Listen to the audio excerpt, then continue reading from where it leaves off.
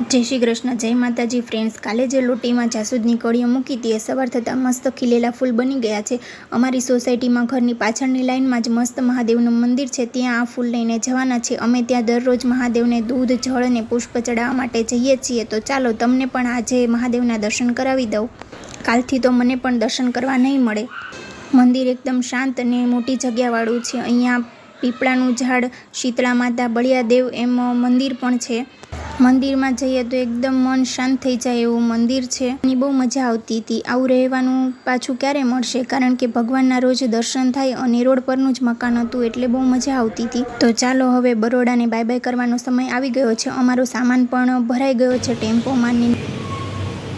સામાન ભરવામાં ને એમાં બહુ કામ હતું એટલે વિડીયો પણ બનાવવાનો ટાઈમ રહ્યો નથી. ધ્રુવના ફ્રેન્ડ આવીને અમારી ઘણી મદદ કરી છે.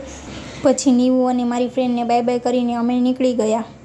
જો આ મુંબઈ દિલ્હી એક્સપ્રેસ હાઈવે ચડી ગયા. રોડ બહુ મસ્ત છે, એકદમ સ્મૂથ છે એટલે ફટાફટ અમે પહોંચી જઈશું.